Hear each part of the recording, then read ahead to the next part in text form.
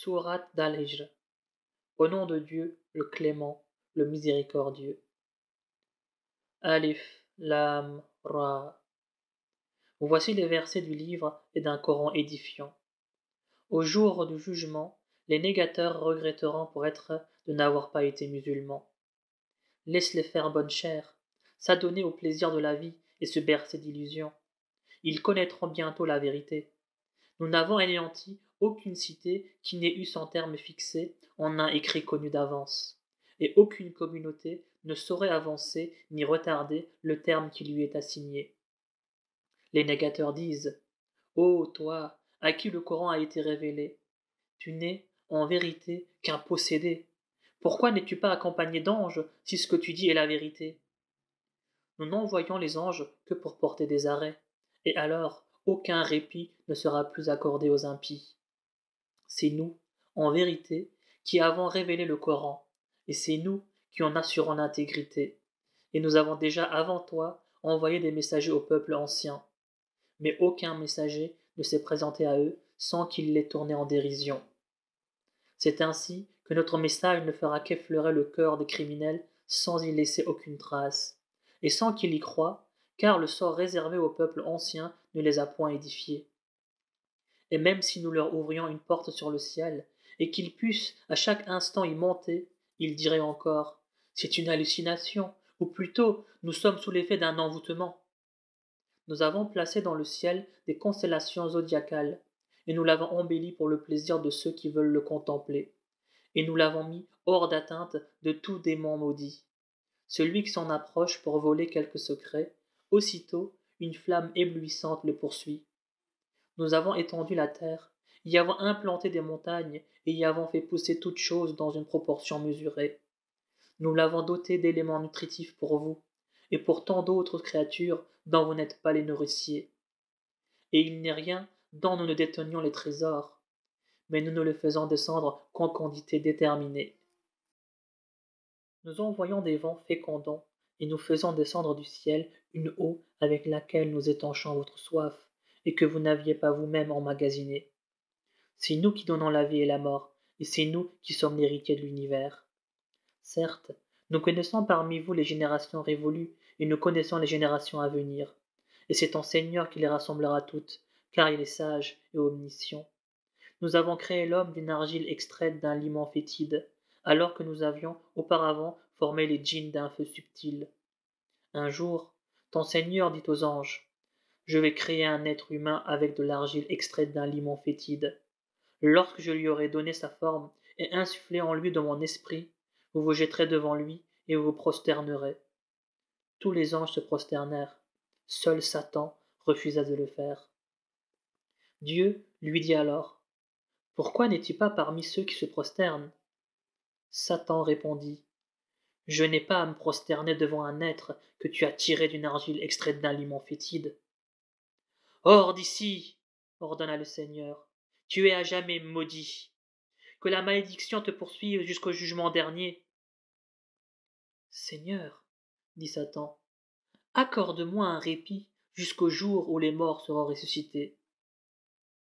Soit, répondit le Seigneur, tu seras parmi ceux qui attendront jusqu'au délai fixé.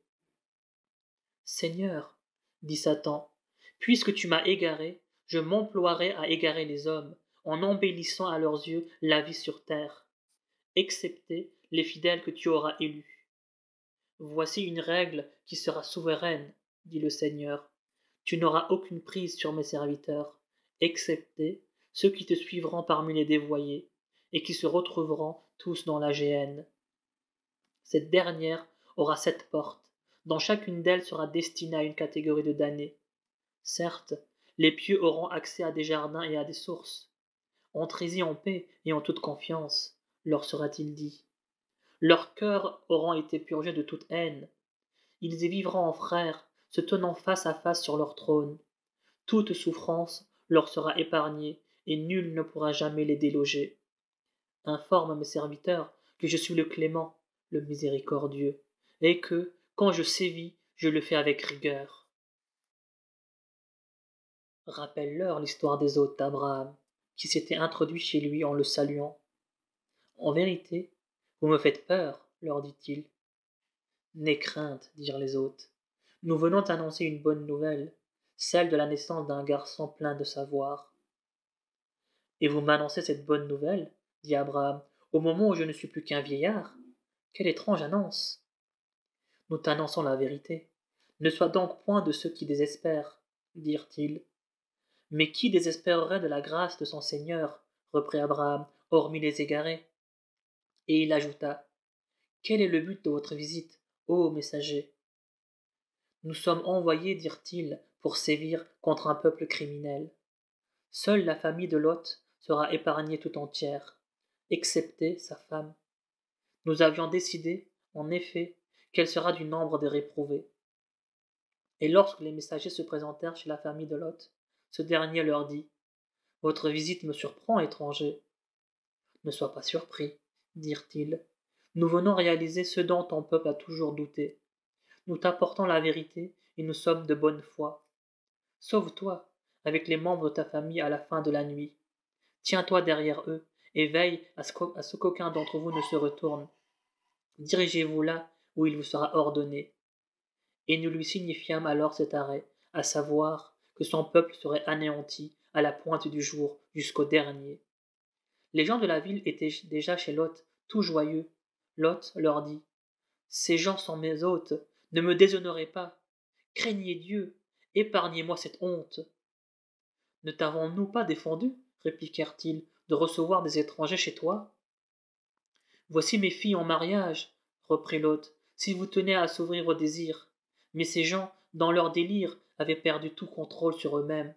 Aussi furent-ils saisis par le cri terrifiant au lever du jour. Et nous mîmes alors la ville sans dessus-dessous, et nous fîmes pleuvoir sur elle des pierres brûlantes d'argile. Il y a bien en cela des signes pour ceux qui savent en méditer la leçon. Les ruines de cette ville sont encore visibles sur un chemin bien fréquenté. N'y a-t-il pas là un véritable signe pour les croyants? Les habitants d'Al-Haïka étaient également injustes. Aussi les avons-nous châtiés. Et leur cité Al-Haïka, comme l'autre Sodome, se trouve sur un chemin bien fréquenté. Quant aux habitants de Hijr, qui avaient traité les prophètes de menteurs et qui s'étaient détournés de nos signes quand nous les leur avions fait parvenir, se contentant de creuser leur demeure dans le roc des montagnes en toute sécurité, eux aussi furent saisis par le cri terrifiant levé du jour. Et tout ce qu'ils possédaient ne leur a en rien servi. Nous n'avons créé les cieux, la terre et les espaces interstellaires qu'en toute vérité. L'heure du jugement approche, fais donc preuve d'une noble indulgence, car c'est ton Seigneur qui est le Créateur et le connaisseur par excellence. Nous t'avons donné les 7 versets qu'on répète à chaque salate, ainsi que le Coran sublime. Ne te laisse donc pas éblouir par les richesses dont nous avons doté quelques couples parmi les impies. Ne t'afflige point à leur sujet, sois bienveillant à l'égard des croyants. Dis, je suis l'avertisseur explicite. De même, nous avons infligé un châtiment aux dissociateurs qui ont qualifié le Coran de fragment décousu. Par ton Seigneur, nous les soumettrons tous à un interrogatoire sévère au sujet de leur agissement. Proclame donc hautement les ordres que tu as reçus et détourne-toi des idolâtres. En vérité, nous nous chargeons des persifleurs, ceux qui associent une autre divinité au Seigneur et qui seront un jour mis en face de leurs erreurs. Nous savons bien que leur dénigrement t'oppresse le cœur. Célèbre donc les louanges de ton Seigneur et sois du nombre de ses adorateurs. Et adore ton Seigneur jusqu'à ce que te parvienne la certitude. Sourate des abeilles, An-Nahl. Au nom de Dieu, le clément, le miséricordieux. L'ordre de Dieu s'accomplira. Ne cherchez pas à en précipiter l'avènement. Gloire à Dieu. Il est infiniment au-dessus de ce qu'on peut lui associer. Il fait descendre, par son ordre, les anges chargés de la révélation auprès de qui il veut parmi ses serviteurs, pour qu'il donne cet avertissement aux hommes. Il n'y a d'autre divinité que moi, et c'est moi que vous devez craindre. Il a créé les cieux et la terre en toute vérité. Il est infiniment au-dessus de ce qu'on peut lui associer. Il a créé l'homme d'une goutte de sperme, et voilà que cet homme est devenu un disputeur acharné. De même qu'il a créé pour vous les bestiaux qui vous procurent de chauds vêtements, ainsi que d'autres profits et certains aliments. Ces animaux sont aussi l'objet de votre fierté, qu'ils soient au bercail ou au pâturage. Ils assurent également le transport de vos fardeaux vers des contrées lointaines que vous ne pourriez atteindre qu'au prix de pénibles efforts. En vérité, Dieu est bienveillant et compatissant. Il a créé aussi les chevaux, les mulets et les ânes qui vous servent à la fois de monture et d'apparat, et il crée d'autres choses dont vous ne soupçonnez même pas la nature. Dieu tient à montrer la voie droite, bien que certains s'obstinent à suivre des voies tortueuses. Or, si Dieu le voulait, il vous guiderait tous jusqu'au dernier. C'est lui qui, du ciel, vous envoie de l'eau dont vous faites votre boisson et qui fait croître des pâturages pour vos troupeaux. Grâce à cette eau, il fait encore pousser les céréales, les oliviers, les palmiers, les vignes et toutes sortes d'arbres fruitiers. C'est là, en vérité, un signe pour ceux qui savent réfléchir. Il a mis aussi à votre service la nuit et le jour, le soleil et la lune, et les étoiles sont aussi soumises à son ordre. Que de signes à méditer pour ceux qui savent réfléchir. Et les multiples choses aux couleurs si variées que Dieu a répandues pour vous sur la terre, ne sont-elles pas un autre signe pour des gens qui raisonnent? C'est lui qui a mis à votre service la mer dont vous tirez une chair fraîche pour vous en nourrir, et de beaux joyaux pour votre parure. Et l'on voit aussi les vaisseaux y fendre les flots pour vous permettre d'aller à la recherche des bienfaits du Seigneur. Peut-être lui en serez-vous reconnaissant. Il a implanté des montagnes dans la terre pour l'empêcher de vaciller sous vos pieds, de même qu'il y a créé des rivières et des sentiers pour que vous puissiez vous guider. Il a établi d'autres points de repère, dont les étoiles qui permettent aux hommes de se diriger. Peut-on comparer celui qui a créé à celui qui ne peut rien créer? Ne saisissez-vous donc pas la différence? Si vous essayiez de compter les bienfaits de Dieu, vous ne sauriez les dénombrer.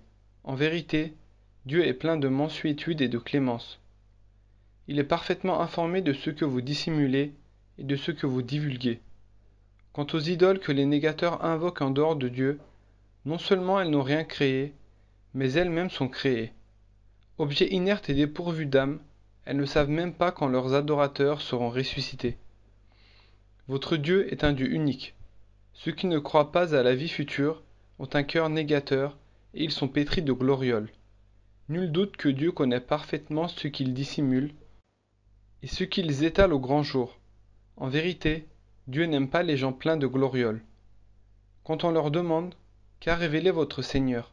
ils répondent « Des histoires anciennes, qu'ils portent donc, au jour de la résurrection, tout le poids de leurs propres péchés, ainsi qu'une partie des péchés de ceux qu'ils auront égarés dans leur ignorance.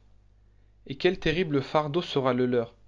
Leurs devanciers eurent également recours à la perfidie.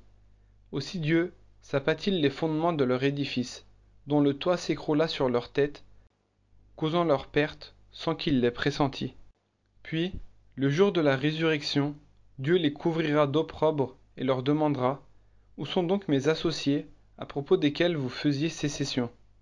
C'est alors que ceux qui auront reçu la science diront « Ce jour n'apporte aux négateurs qu'ignominie et malheur. » Et c'est ainsi que ceux à qui les anges auront ôté la vie, alors qu'ils étaient encore en état d'injustice envers eux-mêmes, se soumettront en disant « Nous ne faisions aucun mal. » Mais si, leur sera-t-il dit, Dieu sait parfaitement ce que vous faisiez.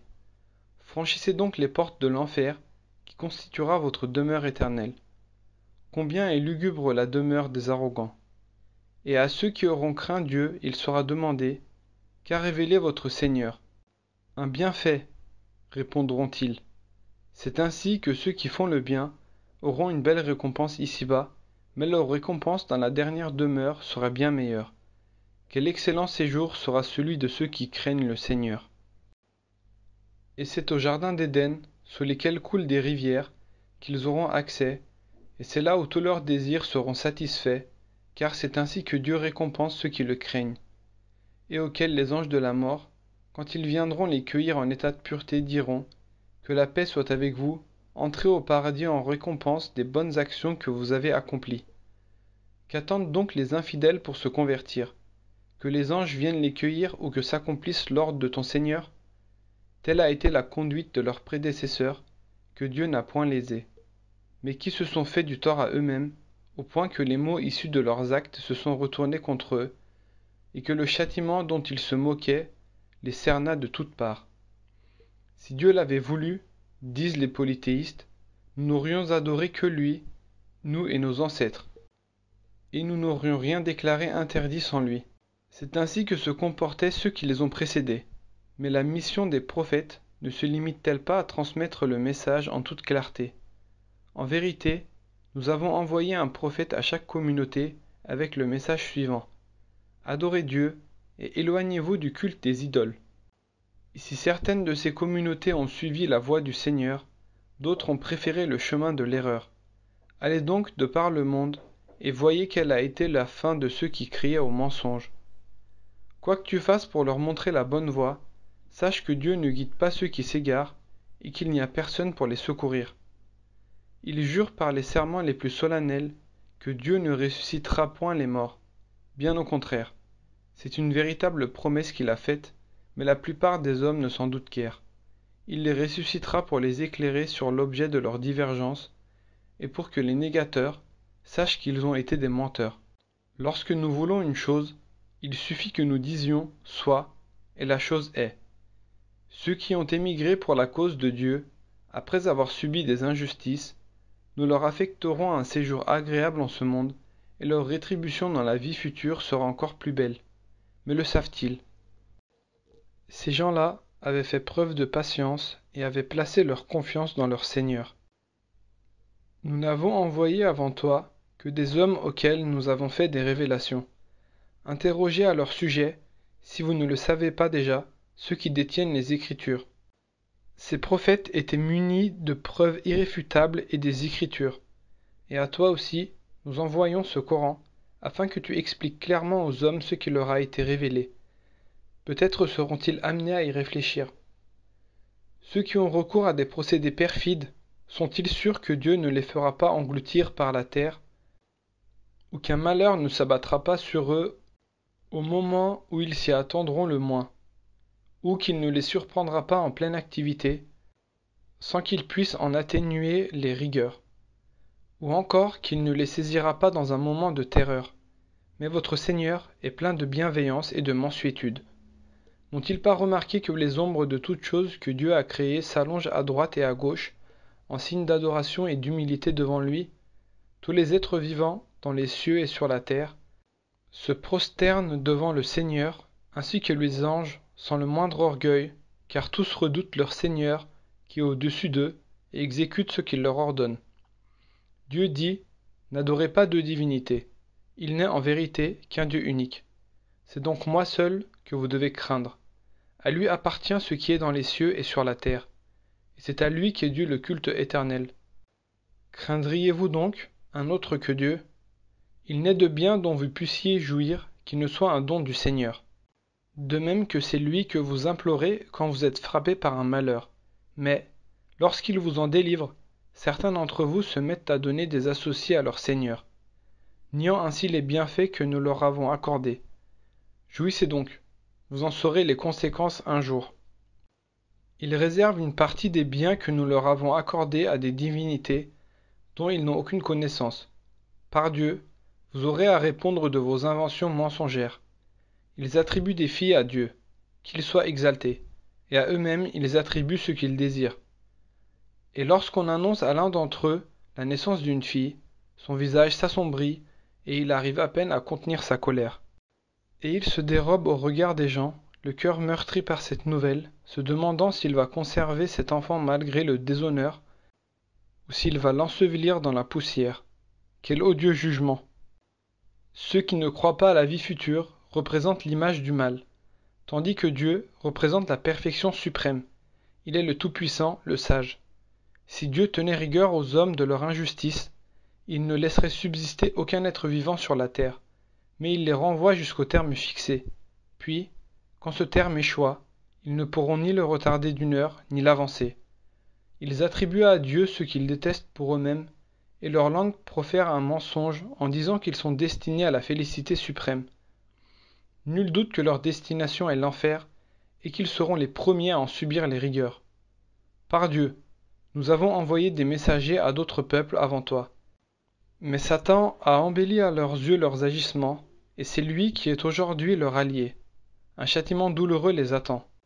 Nous ne t'avons révélé ce Coran qu'afin que tu éclaires les hommes sur le motif de leurs différends, et pour qu'il soit aussi un guide et une miséricorde pour ceux qui ont la foi. Dieu fait descendre du ciel une eau par laquelle il rend la vie à la terre après sa mort. Il y a là un vrai signe pour des gens qui savent entendre. Vous pouvez tirer un autre enseignement de vos troupeaux, car, de leurs entrailles et à travers le chyme et le sang, nous vous abreuvons d'un lait si pur et si agréable. Et des fruits du palmier et de la vigne, vous tirez une boisson enivrante et une nourriture excellente. Il y a également en cela une leçon pour des gens qui raisonnent. Ton Seigneur a inspiré aux abeilles. Prenez des demeures dans les montagnes, dans les arbres et dans les treillages que les hommes érigent. Butinez ensuite de toutes les fleurs et suivez en toute humilité les voies de votre Seigneur. De leur abdomen est sécrétée une liqueur de diverses couleurs et aux effets salutaires pour les hommes. N'y a-t-il pas là encore un signe pour des gens qui réfléchissent? Dieu vous a créé, puis vous fera mourir. L'âge de certains parmi vous se prolonge jusqu'à la décrépitude, où ils finissent par oublier tout ce qu'ils avaient appris. Dieu est omniscient et omnipotent. Dieu a favorisé certains d'entre vous plus que d'autres dans la répartition de ses dons. Or, ceux qui ont été favorisés ne sont nullement disposés à se démettre du surplus de leur richesse au profit de leurs esclaves, au point que maîtres et esclaves y deviendraient tous égaux. Renierait-il donc les bienfaits de Dieu?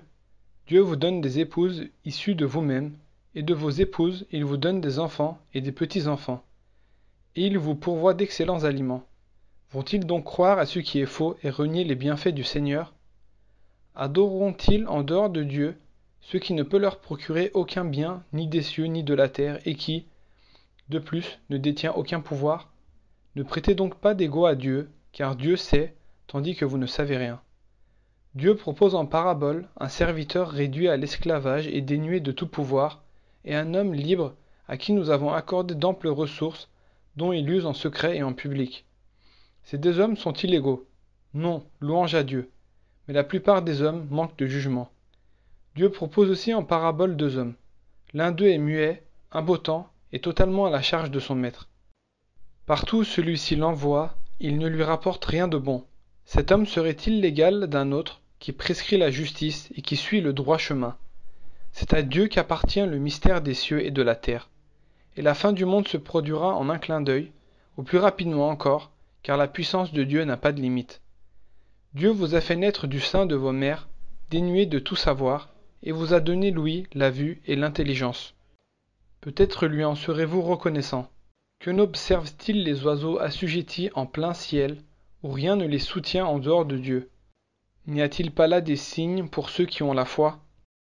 Dieu a fait de vos maisons un lieu de repos, et des peaux de vos bêtes, il vous procure aussi des demeures dont vous appréciez la légèreté lors de vos déplacements et lors de vos campements.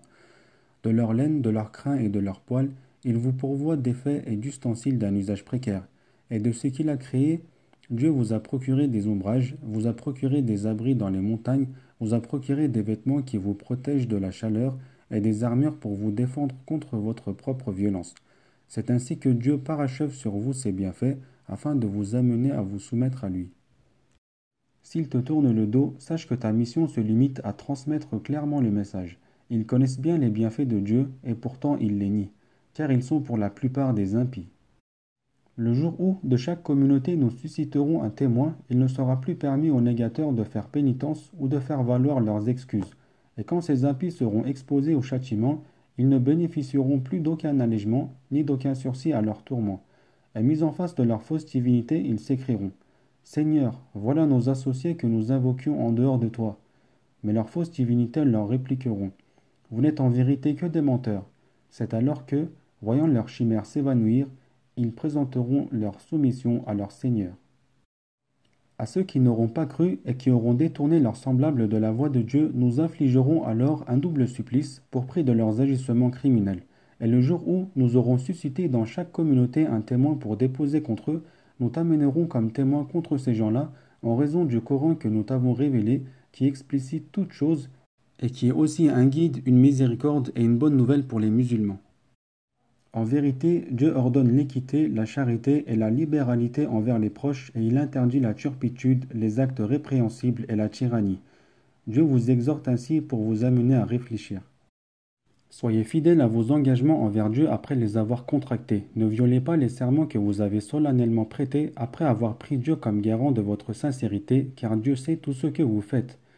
Ne faites pas comme cette femme qui défaisait la laine qu'elle avait soigneusement filée, en faisant de vos serments un moyen de vous tromper les uns les autres, sous prétexte que tel groupe est plus puissant que tel autre. Dieu ne fait que vous mettre à l'épreuve ici-bas, mais le jour de la résurrection, il vous indiquera clairement les vraies raisons de vos divergences. Si Dieu l'avait voulu, il aurait fait de vous une seule communauté. Mais il égare qui il veut et met sur la bonne voie qui il veut, et vous aurez certainement à rendre compte de toutes vos actions. Ne faites pas de vos serments un moyen de vous tromper les uns les autres, sinon vos pas glisseront après avoir été fermes, et vous goûterez le malheur pour avoir écarté les hommes de la voie de Dieu. Et un châtiment implacable vous sera infligé. Ne troquez donc pas à vide près vos engagements envers Dieu. En vérité, ce qui est auprès de Dieu est bien meilleur pour vous, si vous pouviez le savoir. Ce que vous possédez est périssable, mais ce que Dieu détient est durable. Nous récompenserons ceux qui auront été patients en fonction du meilleur de leurs œuvres. Quiconque, homme ou femme, aura fait le bien tout en étant croyant, nous lui assurerons une vie heureuse, et nous les récompenserons en fonction des meilleurs de leurs œuvres. Quand tu lis le Coran, demande la protection de Dieu contre Satan le maudit, qui n'a aucun pouvoir sur ceux qui croient et qui se confient à Dieu. Son pouvoir ne s'exerce que sur ceux qui en font leur protecteur et qui deviennent des associateurs à cause de lui. Lorsque nous substituons un verset à un autre, et qui mieux que Dieu connaît ce qu'il révèle, les idolâtres s'écrient « Tu n'es qu'un faussaire », alors que la plupart d'entre eux n'ont aucune connaissance en la matière. Réponds-leur « C'est le Saint-Esprit Jibril qui l'a transmis de la part de ton Seigneur en toute vérité, pour conforter la foi de ceux qui croient et comme guide et bonne nouvelle pour les musulmans. » Nous savons bien que les négateurs disent « C'est un simple mortel qui l'instruit », mais celui qu'ils visent parle une langue étrangère, alors que ce Coran est en langue arabe bien claire. En vérité, Dieu ne mettra pas sur la bonne voie ceux qui ne croient pas à ces versets, et un châtiment douloureux leur sera infligé. Ceux qui forgent le mensonge sont ceux qui ne croient pas aux versets de Dieu, et ce sont ceux-là les vrais menteurs. Quiconque renie Dieu après avoir cru, à moins d'y être contraint tout en demeurant fidèle intérieurement à sa foi, ainsi que ceux qui ouvrent délibérément leur cœur à l'impiété, ceux-là, la colère de Dieu s'abattra sur eux, et ils seront voués à un terrible châtiment, pour avoir préféré la vie d'ici-bas à celle de l'au-delà, car Dieu ne dirige pas les négateurs. Voilà ce dont Dieu a scellé le cœur, l'ouïe et la vue. Voilà ceux qui sont inconscients, et nul doute que, dans la vie future, ce sont ceux-là qui seront les vrais perdants. Quant à ceux qui ont émigré après avoir été persécutés, et qui ont ensuite combattu et enduré, ton Seigneur sera à leur égard plein de sollicitude et de bienveillance, le jour où chaque âme viendra plaider sa propre cause, et où tout un chacun recevra l'exacte rétribution de ses actes sans que nul ne soit lésé. Dieu propose la parabole d'une cité qui vivait dans la paix et la tranquillité et vers laquelle coulaient à flot des richesses de toutes parts. Or, elle méconnut les bienfaits de son Seigneur qui, en punition de ses méfaits, lui fit connaître les affres de la faim et de la peur. Un prophète issu d'eux-mêmes est bien venu les avertir, mais ils l'ont traité d'imposteurs et c'est ainsi que le châtiment les saisit en pleine iniquité. Mangez de ce que Dieu vous a attribué de licite et d'agréable. Remerciez Dieu pour ses bienfaits, si c'est bien lui que vous adorez. Il vous interdit seulement la bête morte, le sang, la viande de porc, ainsi que celle de tout animal sur lequel on aura invoqué un autre nom que celui de Dieu. Mais celui qui serait contraint d'en manger sans esprit de rébellion et sans excès, Dieu sera pour lui indulgent et miséricordieux. Ne dites pas au gré de vos caprices, ceci est licite et cela est illicite, en attribuant ainsi à Dieu des mensonges. En vérité, ceux qui attribuent des mensonges à Dieu ne connaîtront jamais le bonheur. Piètre jouissance au regard du terrible châtiment qui les attend. Nous avons interdit aux adeptes du judaïsme ce que nous t'avons déjà relaté, et nous n'avons pas été injustes envers eux, ce sont eux qui l'ont été envers eux-mêmes. Cependant, le pardon de Dieu est acquis à ceux qui font le mal par ignorance et qui, par la suite, se repentent et s'amendent, car ton Seigneur est plein de clémence et d'indulgence. Abraham était un patriarche, un modèle de dévouement à Dieu et un pur monothéiste qui ne s'est jamais compromis avec les idolâtres. Il rendait grâce à Dieu pour ses bienfaits et Dieu l'avait élu et guidé vers une voie de rectitude. Nous l'avons comblé de faveurs en ce monde et il sera dans l'autre au nombre des saints. Puis nous t'avons révélé. suit le culte d'Abraham, ce pur monothéiste qui ne s'est jamais compromis avec les païens. En vérité, le Shabbat n'a été imposé qu'à ceux qui furent en désaccord à son sujet. Ton Seigneur tranchera sûrement leurs différends au jour dernier. Appelle à la voix de ton Seigneur avec sagesse et par de persuasives exhortations. Sois modéré dans ta discussion avec eux. Du reste, c'est ton Seigneur qui connaît le mieux celui qui s'écarte de sa voie, comme il connaît le mieux ceux qui sont bien guidés. Si vous devez exercer des représailles, que cela soit à la mesure de l'offense subie. Mais si vous pardonnez, cela vaudra mieux pour ceux qui sont capables de se dominer. Sois patient, mais tu n'y parviendras qu'avec l'aide de Dieu. Ne t'afflige donc pas au sujet des négateurs, et ne te laisse pas envahir par l'angoisse à cause de leur perfidie, car Dieu est avec ceux qui le craignent et qui accomplissent des œuvres salutaires.